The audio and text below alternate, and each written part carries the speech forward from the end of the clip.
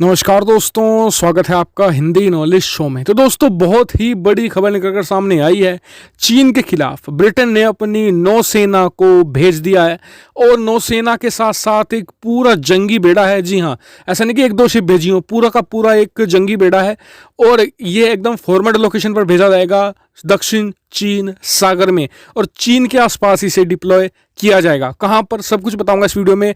और आखिरकार यूके ने, ब्रिटेन ने ये फैसला क्यों लिया और इससे क्या असर होगा दक्षिण चीन सागर में, खासकर कि भारत को इससे क्या लेवरेज मिलेगा, क्या नुकसान होगा, सब कुछ डिस्कस करेंगे इस वीडियो में। मेरे साथ आप इस वीडियो में तक बने रहिएगा। तो चलिए उस वीडियो को अपनी हम शुरू कर लेते हैं।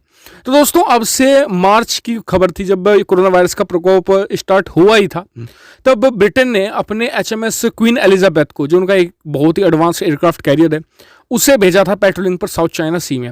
उस समय खबर ही आई थी और उस समय की पेट्रोलिंग के बाद फिर चीन का विरोध हुआ तो यूके ने उसे वापस बुला लिया, क्योंकि यूके को लग रहा था कि इससे ज़्यादा टेंशन क्रिएट होगी और हांगकांग पर चीन को एक बड़ा फैसला ले लेगा। तो इसलिए थोड़ा सा दबाव में आ गया ब्रिटेन। उसने अपने HMS क्वीन एलिजाबेथ को, एयरक्राफ्ट कैरियर को, वापस बुला लिया, क्योंकि उस समय ब्रिटेन को लगा कि अगर वो ऐसा करेगा तो चीन उसके इस एहसान को मानेगा और हांगकांग पर कोई बड़ा फैसला नहीं लेगा। लेकिन जैसा हमेशा चीन करता है, सबको धोखा देता है। तो चीन ने जैसे ही वहाँ से ब्रिटिश नौसेना हटी, उसने हांगकांग का जो स्टेटस था वो ख़त्म कर दिया। एक बड़ा जो बिल था वो पास कर दिया, भयंकर विरोध के बावजूद भी। लेकिन उसके बाद कोरोना वायरस का प्रकोप और तेज़ी से ब्रिटेन में हुआ तो ब्रिटेन ने इन सब चीज़ों पर ध्यान देना बंद कर दिया। लेकिन अब वहाँ पर चीज़ें थोड़ी बदलती दिख रही हैं।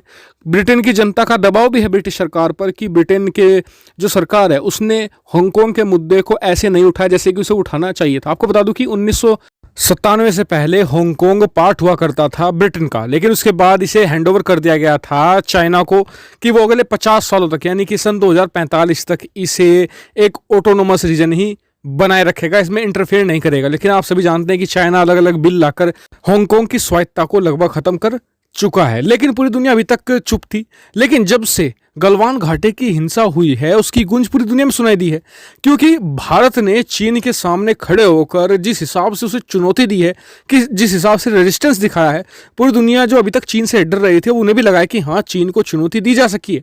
तो इसी को देखते हुए अब ब्रिटेन भी कूद चुका है दक्षिण चीन सागर में और उसने अपने aircraft carrier HMS queen Elizabeth को भेजा है, जिस पर F-35 जो फाइटर जेट्स हैं, जो दुनिया के सबसे बेहतरीन फाइटर जेट माने जाते हैं, 5th जनरेशन है, और स्टेल्थ होने की वजह से वो रडार की पकड़ में भी आसानी से नहीं आते हैं। तो वो HMS क्वीन एलिजाबेथ पर डिप्लॉय है। उसके साथ जो एयरक्राफ्ट कैरियर है पूरा, उसके साथ भी एक पूरा बैटल ग्रुप है और इसे दक्षिण चीन सागर में भेजा जा सकता है। इससे क्या इफेक्ट होगा? इफेक्ट ये होगा कि देखिए, पहले वहाँ पर ऑस्ट्रेलिया, जापान, भारत और अमेरिका की नौसेना मजबूत के साथ खड़ी है चीन के खिलाफ, और इतनी सारी नौसेना होने के बाद उस रीजन में एक क्लैश की संभावना बनती है कि अगर छोटा मोटा क्लैश हो जाता है चीन की नौकाओं के साथ में या फिर यू बोट्स के साथ में, तो एक युद्ध की संभावना बन जाएगी। लेकिन आपको बता दूं कि युद्ध जैसी संभावना के बीच में वहाँ पर चीन की स्थिति बहुत कमज़ोर है। चीन बहुत ही मुश्किल से युद्ध करेगा, क्योंकि 4-5 देशों की नौसेना जब आपके सर पर आकर खड़ी होती है तो अच्छा देश घबरा जाता है। और इसमें नौसेना भी कौन कौन से देशों की है? अमेरिका, जापान, भारत, ब्रिटेन, ये टॉप मोस्ट कंट्रीज रहती हैं पावरफुल रैंकिंग में।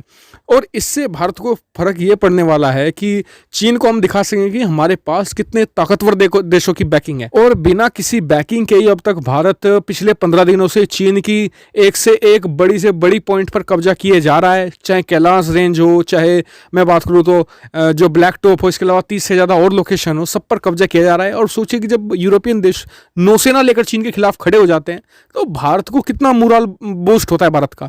और भारत अब ये मौका भी है कि हम कुछ एग्रेसिव एक्शन लेना चाहें तो चीन के खिलाफ ले सकते हैं, भारत को कोई भी दिक्कत नहीं आने वाली।